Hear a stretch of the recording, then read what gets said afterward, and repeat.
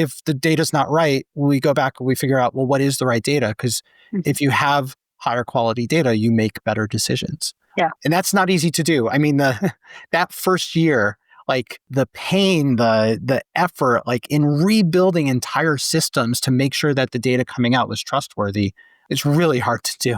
And it requires investment. We looked at the deals and we found, just like any B2B company, hey, there's two types of leads that come in. There's two types of opportunities. Some of them are kicking tires and just getting to learn about us. And others are pretty mature and they're ready to talk to us. So we started studying the attribution. We started looking at history. We really pieced a story together. It ultimately led to an ABM strategy. We weren't doing ABM before that. Welcome to the Next Gen CMO podcast, where we sit down with seasoned CMOs and emerging talents in sales and marketing to explore the wins and occasional losses that shape today's leaders and the strategic maneuvers that can help propel you to the forefront of B2B marketing. Good morning, everybody, and welcome to our next episode of the Next Gen CMO podcast. Today, I'm super excited to welcome my friend Brian Gladstein. I worked with Brian many years ago at Rackspace. He was one of our agency partners, and I was on the client side, and we got to know each other well. And I'm so happy now to hear from him 10 years later and hear how he's been moving and shaking since then. He's worked at companies like Carbon Black and RSA Security and A-Line, a lot of different organizations. Today, he is the CMO at Tufin, and he's been there about 3 years, and they have gone through a massive turnaround. And so I'm excited for Brian to share his story, talk about the role that marketing played through a turnaround like that, how focus and execution helped enable that turnaround, and where they're at today. So with that, welcome to the podcast, Brian. Thank you, Kelly. It's so good to see you again and to be talking to you again. Yeah, it's been a long time. It has. How have you been? I've been great. It's been a really good few years. You know, lots happened in 10 years and it's just really exciting time. Yeah. I mean, I worked in data protection for a little while in, 22 to 23, something like that. And so a little bit in the security space, at least on the periphery of it. And yeah, just changing so fast, tech changing so fast, AI changing so fast, the volume of data going through companies changing so fast. Mm-hmm. It's a different world than it was a few years ago. I joke that every time I put a post on LinkedIn, if I go back and read it a week later, I'm like, oh, this is no longer accurate. Because it's changed literally that fast. I'm like, I would say something different today than I said a week ago, which is pretty crazy. So, well, yeah, cool. True. Okay, 3 sentences, quick and dirty. Tell us your career story so that people know who they're talking to. I have been in technology for 30 years and cybersecurity for probably close to 20 now, maybe even a little over 20. I actually started as an engineer. So that's like the interesting fact about me. I coded for the first 4 years and was one of those weird engineers that really likes talking to people. So that led me into product management and marketing, product marketing, eventually marketing leadership. And for me, I love markets under disruption. Like that's where change happens and new opportunities. And since marketing, like you said, is changing so quickly anyway, a market under disruption is like when you can really do some major work in. So I get really jazzed about that. Yeah, that's awesome. Yeah, I mean, coming in, driving change, like it gives you sort of a focus. Like when it gets to the state of sort of ho-hum run the business, it's not nearly as fun as turning it around or dealing with massive macroeconomic change that's coming in and kind of lambasting your industry. So I think that's awesome. And, I don't know that you and I have ever had that conversation. I'm an engineer as well. I did not do 4 years and then switch to the people side. As I was recruited out of college as an engineer, they were like, you seem like you want to work with people. How about you come do marketing? And I was like, sure. And so I kind of skipped the 4 years of coding, though I wish I had done that. But I love the perspective it gives you of being both an engineer and a marketer and a different appreciation for that side of the business. I didn't know that about you. It's super interesting. Maybe one of the reasons we connect so well. Maybe so. There you go.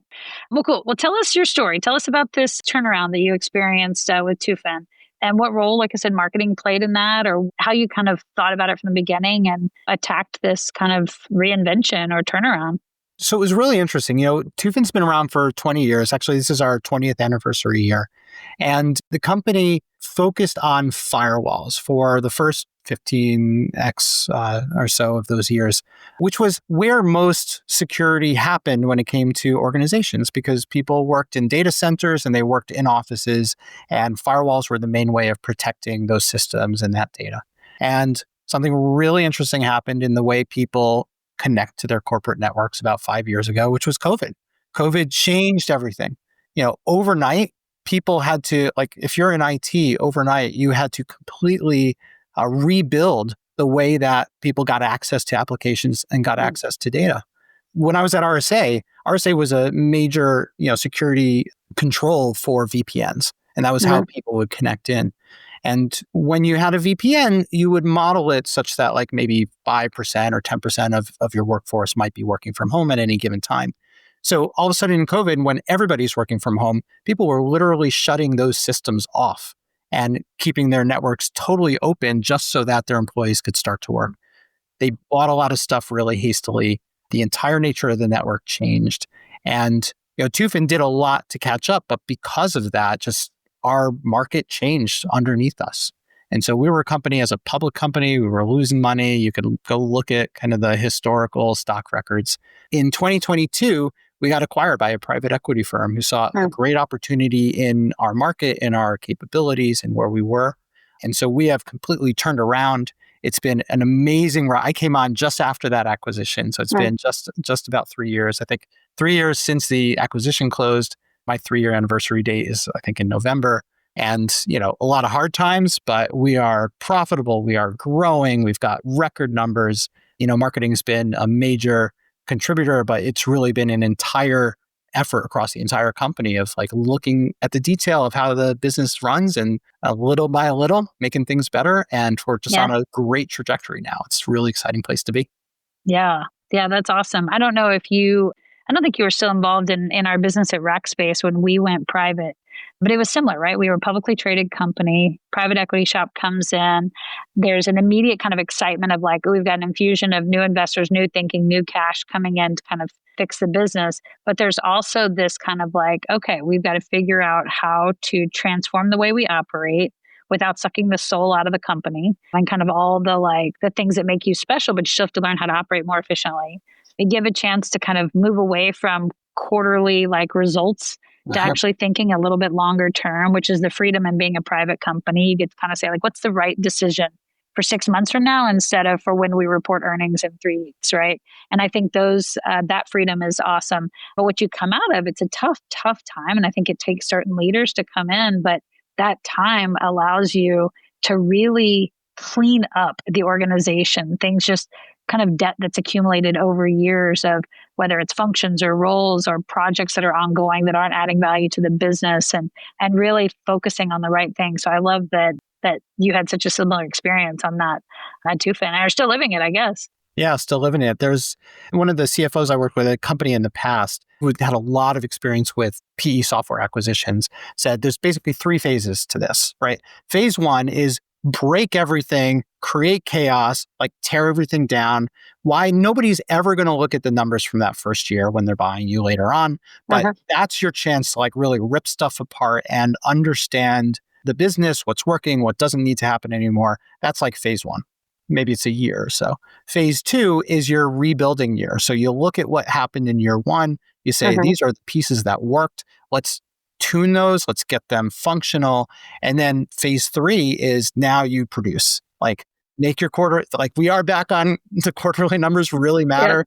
You prove it. We are proving it quarter after quarter. You're showing that growth. You're showing that efficiency. You're showing you can operate it. And so we've kind of entered that third stage. It's exciting, but the pressure is on. Yeah.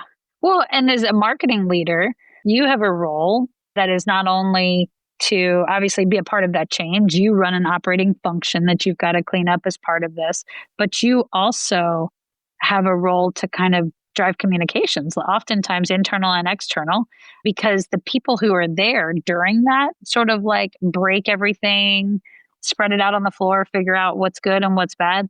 There's emotion attached to that. There's people involvement in that. There's people who are around before that who are watching their sort of babies get kind of dissected on the floor. There is a lot happening there.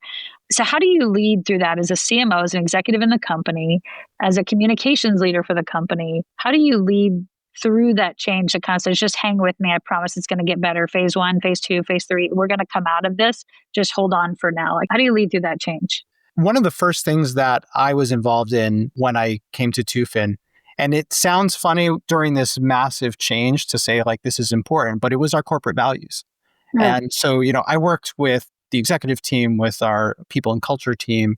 And ultimately, across, I think we had like 100 people in the company who were involved in this effort to really understand our authentic values. Actually, Kelly, I think when we worked together 10 years ago, we did a very similar project. Yeah.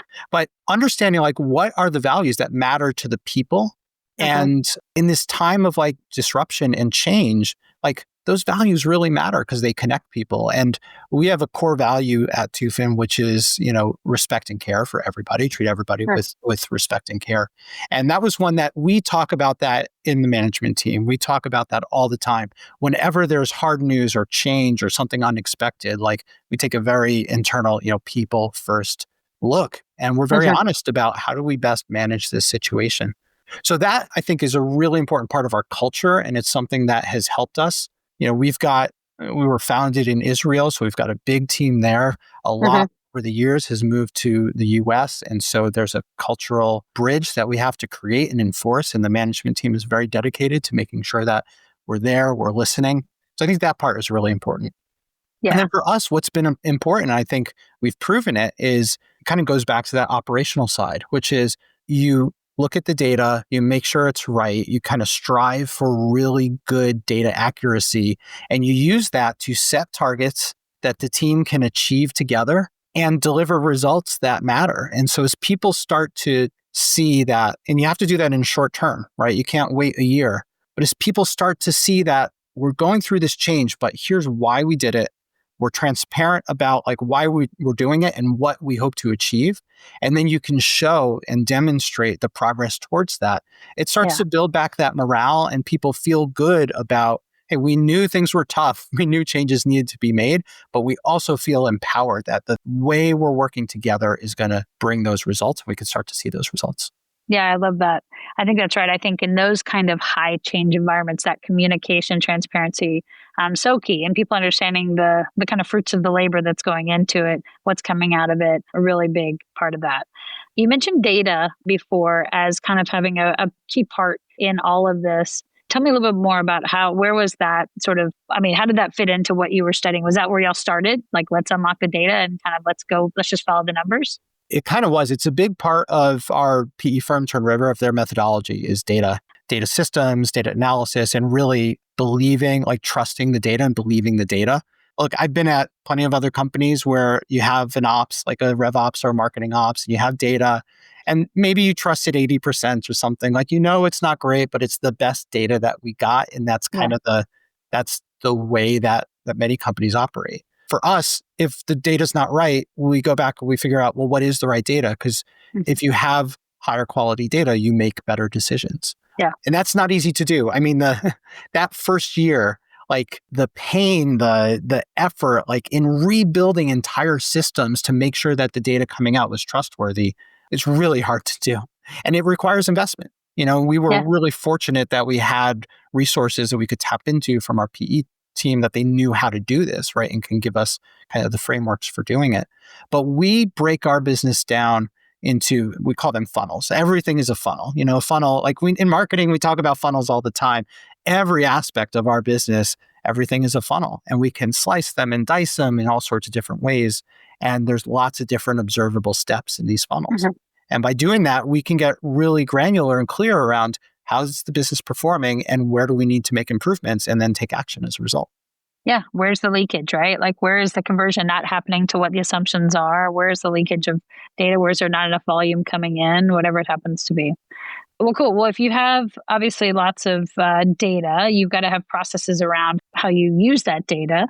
And I know, a lot of different folks will do, we've experimented with, should we have strategic briefs that are big cross-functional briefs that we align on before we go? Is it about OKRs? Is it about, a different, agile development style, like different ways to kind of run the business? What have y'all figured out, or what have you changed since you have gone through this turnaround in terms of the operating methodology you're using to kind of manage the business? Yeah, across the whole go-to-market and even extending into products, we do have a very, it's an agile style of management.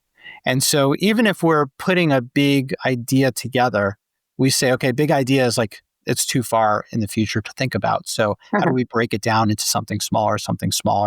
And so, we take our business at the very top level. We've got new logo business, we have an expansion business, we have a renewal business. Each of those is a funnel.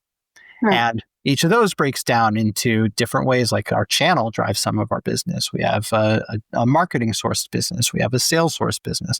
So those are sub funnels, and we can break those down by region. We can break those down by time. We can break those down by products. So we have lots of different ways of cutting and slicing. And our data infrastructure gives us, anybody who's got access to that stuff, the ability to do these explorations and understand that. So the process is kind of simple. It doesn't sound terribly complicated when I say it. Getting there is a lot of coordination and a lot of systems work. But you start by looking at that every week, and you look for gaps.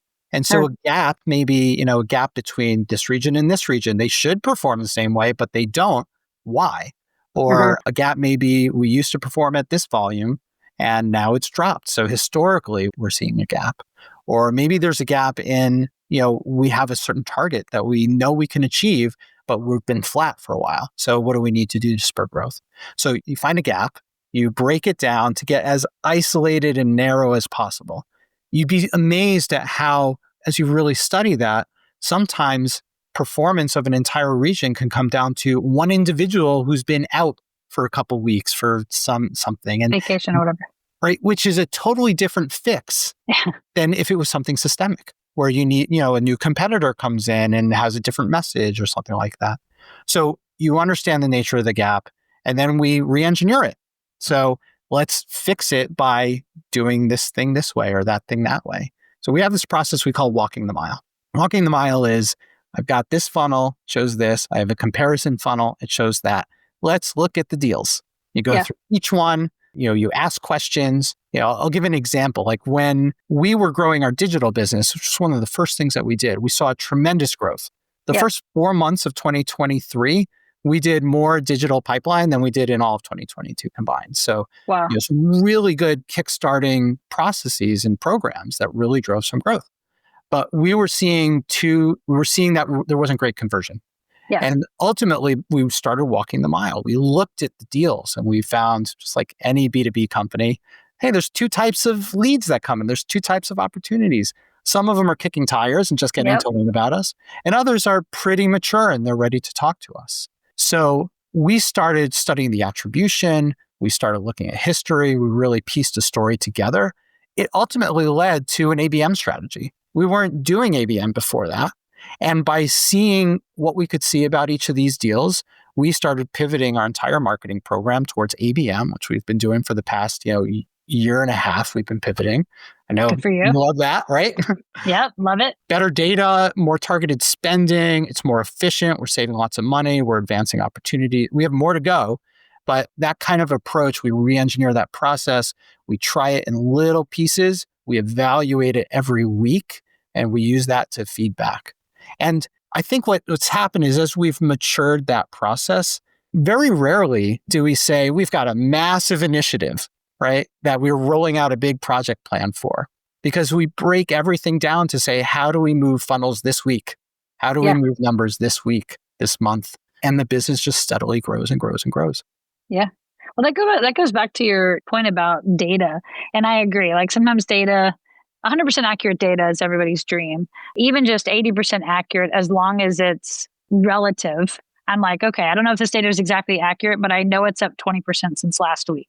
So at least I know we're moving the needle in the right direction, even if it's not completely accurate. But I think we have that challenge all the time. We look at our multi-touch attribution across all the different marketing channels, and we see, like, to your point, hey, paid is bringing in a ton of volume, but converting at a lower rate, like paid media, specifically paid search. Display, we can get a little bit more much more targeted because we're using account-based to drive all of our display advertising. We're seeing that convert at a higher rate. We know that, we can look at channel by channel, and what it drives us to, not to do a shameless plug in the middle of this, but it does prove to us. I mean, we, of course, demand-based, an account-based company, we run demand-based on demand-based, as you would imagine. And it's such a targeted, like just more of a shoot and fish in a barrel kind of a play instead of this sort of broad strokes, hope the fish bite kind of thing. So it's been a great move. We've been that direction obviously forever, but now I never go back the other way because of that point of just like more efficient spend, less waste, higher quality pipeline, finding those conversions faster, all the things that you're talking about. And yeah, being in that data every single day will get you there for sure. And Kelly, one of the interesting things that happens though is, no matter how well you've instrumented, no matter how much you trust the data, there are things that you don't understand. And so another nuance of this whole process is sometimes when you make big changes, you see adverse side effects because you cut something that you didn't know was important. And one of the dangers of like trusting the data too much is you think that that's the only thing that matters. And so we definitely had situations where we over-rotated on a fix at the expense of something that was working that we weren't measuring and that we didn't understand. And so how that's impacted our operational process now is we kind of look for, okay, we're going to try this thing. Let's try it with 2 salespeople instead of a whole team. Or let's also monitor this number at the same time to make sure that overall doesn't go down. So right now we're in the middle of a lot of messaging changes as we're changing our focus as a company and kind of painting a broader picture, which has been really exciting. But we know that historically people saw us as a firewall company and they come to Tufin to say, I need to help manage my firewall. So how do we shift this way without disrupting something that maybe we didn't fully understand? So we've instrumented things so we can monitor that and make sure that as we introduce these changes, we're not damaging other numbers that are important. That's an excellent point. There's always should I look at first touch, last touch, or multi-touch on the attribution, right? Because you're going to make different decisions, right? If you just look at first touch, you'd be doing paid search all day long. Like you'd amp up your media, you'd spend millions, you'd put it all there because it's bringing in the highest volume. When you look at last touch, you're like, oh, that isn't converting. That paid search is not converting me to pipeline. It was just bringing people into the franchise. Now there's a balance. We need both, but it probably means that when that person comes in on paid search, I might need to nurture them more. Right. I might need to dig a little bit more into the companies they're with. I might need to target my paid a little bit differently. And then there's obviously multi-touch, which kind of has a bunch of differences. Man, okay, it's taking 13 touch points and, 97% is coming through webinars and virtual events. So I probably want to double down there, even though it's not driving the last conversion. It was higher funnel. So different things. Yeah. The data and not one slice of the data, but to your point of being able to slice the data in all the different ways is how you get that, those actual insights to not burn any bridges while you're re-indexing and pointing to, redirecting your budget.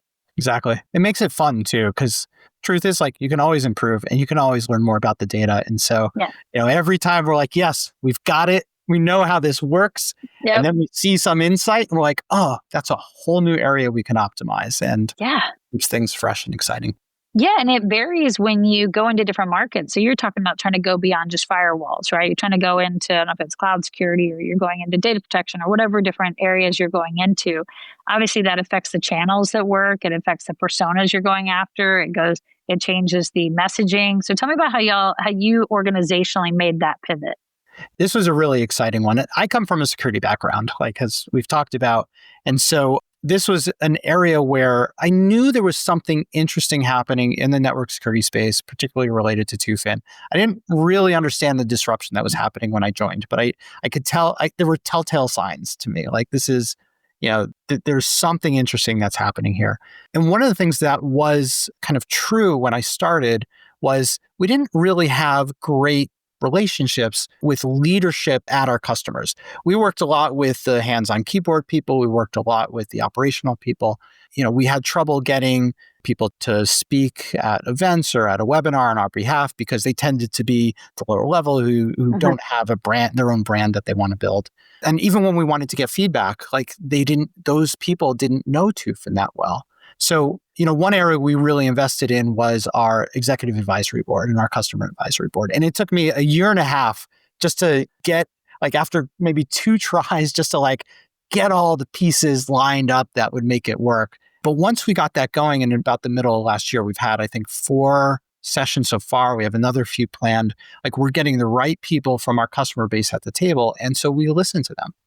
And as we're listening to them, even starting when we, about a year ago, when we really started this repositioning and messaging effort, we heard from these customers why we're critical to them as a business. And it's a little bit different from what we say when we go out to the market.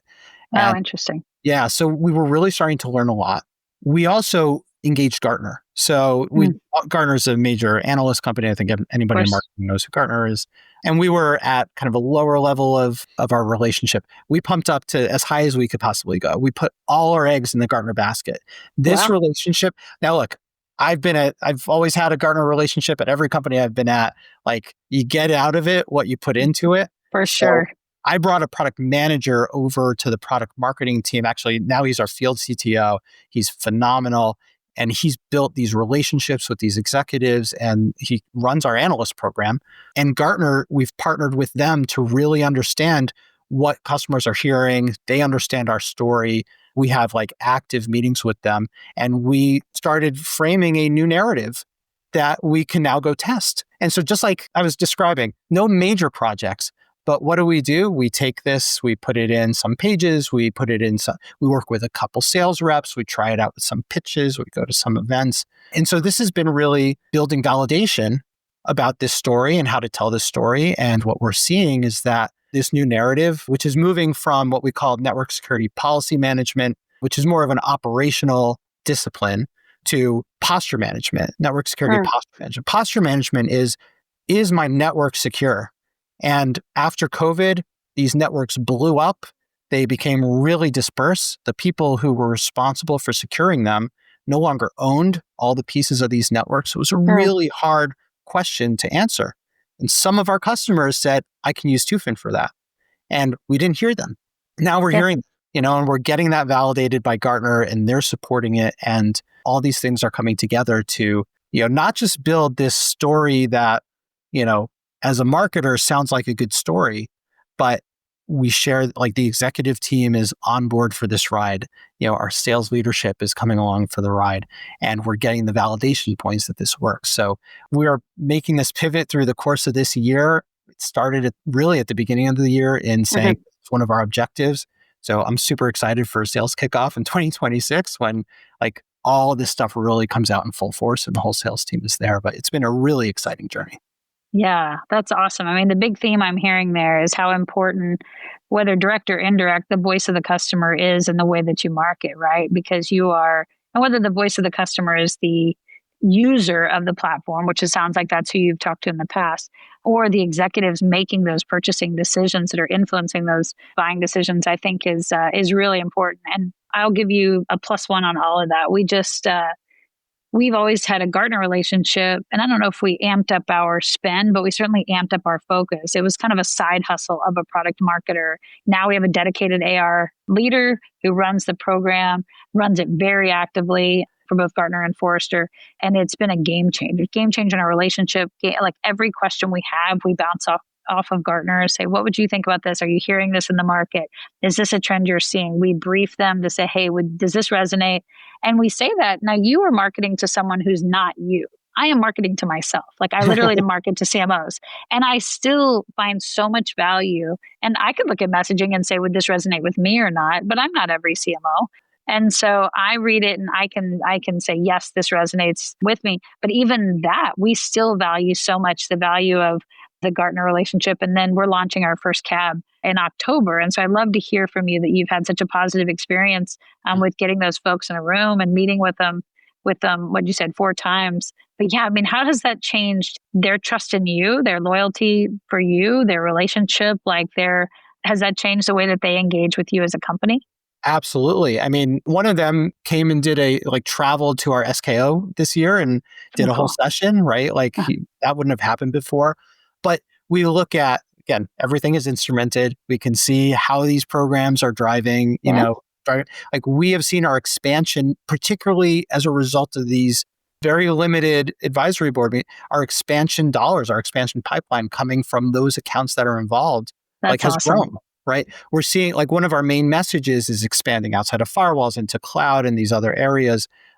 our cloud revenue has tripled as a result of what we've learned from these conversations. So there really is a direct impact. And we've barely gotten to connecting those leaders that are becoming advocates of ours back into the rest of we've barely connected them back to drive more, to share their voices in a broader perspective. So I think there's a lot more that we can do there, but just having our finger on the pulse of what's happening in the market through these people as our executives attend these, me, Jeff Wilmot, who's our CRO, Ray Brancato, our CEO, like they're here, they're at these things. Shai Diane, who runs engineering, like they're at these events and they're hearing it. And it really just builds our trust in what we're hearing from the customer and having our finger on the market, on the pulse of the market too. Yeah, that's amazing. I'll ask because you brought up your CRO. One of the big things we talk about a lot, specifically related to account-based, is all about sales and marketing alignment. Because at the end of the day, that's what an account-based go-to-market motion is making sure, right, that sales and marketing are aligned. So you mentioned your CRO. How do you guys work together?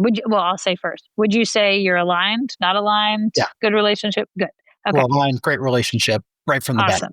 Awesome. Yeah, it's about 50-50 of the companies that would say they are or are not aligned between sales and marketing. So that's why I ask. But tell me how you have made that relationship work. How do you guys, like on sort of an operating cadence, make sure that you're in lockstep alignment between marketing and sales, and that there's good healthy tension, but that the unhealthy tension doesn't exist? Yeah, there's always tension, of course. Yeah. Right? There has to be. And the data helps. Like having a single source of truth and a single source of assessing the business really, really does help. So we have these weekly meetings at a corporate level, looking through all the business. We call that our faster laps meeting. We have these management operating rhythm meetings that we do, breaking down into the different, like our new logo business, our expansion business, our renewal business. I have one of these for marketing. This is a weekly cadence, and they're all structured very similarly too, looking at performance from the previous week and identifying as a team, where are those gaps? What are the initiatives we have to address them, and are they working or not?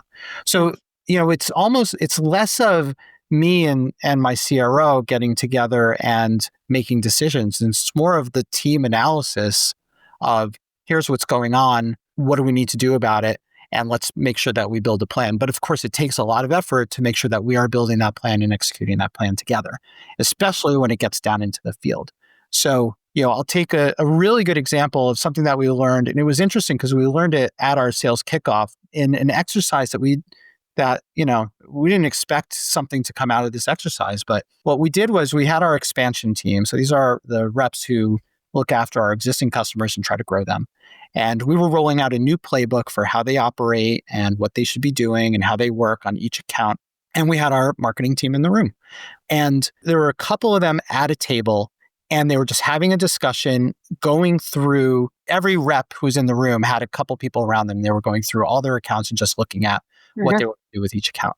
And marketing person brought our touch point database, like our marketing touch database, and brought it up and said, hey, I don't know if you know about these touch points in that account. And the rep looked at it and said, oh, that's a person that I don't know. Like, I want to reach out to that person. And looked at, oh, I didn't know that person went to this webinar. So even though we publish this information, it's available in Salesforce, like what we observed, so this is a gap, right? Clearly that information isn't getting effectively used and disseminated to the reps. So through this year, the mission was, okay, roll up your sleeves in marketing, right? You have this data. How do we make sure that we are getting in lockstep with the reps, that they see it? Now, you can't overwhelm them. Like if they're going to sit every week in a meeting and look at every marketing touch point, they're going to be completely overwhelmed, right? Sure. You can't not share, because then we have situations like that. So we developed a process, and it's been very hands-on, and we're still kind of finalizing the tweaks, but we started with a couple reps. We showed them some things. They were like, oh, I've learned things. And they chose, I'm going to sign up to follow up on this one. Nice. Into our regular rhythm, and it becomes a playbook. So we're not done with that process yet, but I think the thing that I would encourage any marketer to do is you have to roll up your sleeves, and you have to have your field marketers or anyone on the team sit down with the reps, go account by account. You have to understand the reps process. They've got a number to hit. That number pays your salary. You want them doing that job, right? But you want to figure out, how do I effectively communicate what I know to that rep in the amount of time that they've got available. And you work on that. And when you do that, it'll just unlock a ton of value between marketing and sales. I love it. So just to like put an action face on that, is that typically a field marketer that you're pairing up with some sales reps? Like do they operate in sort of like a West Coast financial services pod or whatever it is, like a little group of field and reps? Yeah, we've ultimately brought that to the field marketer level. And I wish we had pods as tight as that. We have a North American field marketer who's got his reps that he works with, but we figure out how to do that. So, it's a mix of automation, AI to kind of analyze and pull out the things that are most likely to be interesting. And then the time management with the reps, like having one field marketer go to maybe 6 reps or so, like that's a lot of time for the field marketer. It's a lot of lift. Yeah. So we've figured out some ways to make that efficient and put it in other meetings that are already existing. And we're still tweaking that, but it's looking really positive. Awesome. Very cool. Well, good. I think this is super helpful. We'll move on to one sort of fun fact before we hang up. But one thing I just want to summarize here, I think the turnaround is so helpful. I think we are in an era when a lot of companies are about to go maybe through some reinvention because of AI disruption in their space. The market is struggling. So I think a lot of companies probably have maybe a financial profile like you had 3 years ago that are having to turn it into a meaningful, profitable company, with top line growth. And so I think these kind of details around data, around, account mapping with sales and marketers, around processes and advisory boards and governance and analyst relations and outside voice of customer, all those kind of themes I think are going to be really, really helpful for a lot of companies going through all this. If they're not right now, they will be soon probably, because that's the world we're living in. So cool. I appreciate all of that. Thank you for sharing, Brian. Before we go though, I just want to ask one fun fact about you, a little lighter outside of the business world. Anything you want to share? A little fun fact about me. So one that I like to go to is my first internship. So after high school, I was an intern. I had a neighbor who ran the makeup development lab for Elizabeth Arden. So if folks don't know, Elizabeth Arden is like a big makeup, cosmetics Red brand. Door. Yeah. Yeah, exactly. And so I spent 2 summers as an intern in a chemistry lab making batches of makeup. I wore a white lab coat every day. It was really fun. And it was the summertime. So there was an area in the lab where they had like these 5 different rooms at different temperatures to test. And you'd put stuff in there for a week and see if it broke down or gelled up or whatever happens to these things. And my favorite room was like the 6 degrees Celsius room, because on days in the summer, you might find me just hanging out there for 10 minutes in this hot white lab coat trying to cool down. But we actually had a project there with like scanning people's skin color to automatically match their foundation, kind of like you do with paint. And that it was basically a computer software. Like that's one of the things that got me really interested in software, oddly enough, and kind of set my trajectory into the software world. But wow. Very cool. Very fun fact. I love that. I would never have put you and Elizabeth Arden together, but I love it. And I was just on a call this morning and one of my friends told me that different story, because you were probably in your 20s, but that we're all kind of at the age of like getting ready for the world of menopause and all of that. She's like, I just hang out in the frozen section of the grocery store from now on. It's the only place that's cool. I just stand there for like an hour. And I was like, welcome to our 40s and 50s. There we go. So something fun for all of our young listeners to look forward to. But thank you so much for sharing. It was so good to connect with you again. Loved having you on, and I know that people are going to take tons of insights out of here. And everybody else, thank you for listening. We'll see you on the next episode of the Next Gen CMO podcast. Thank you.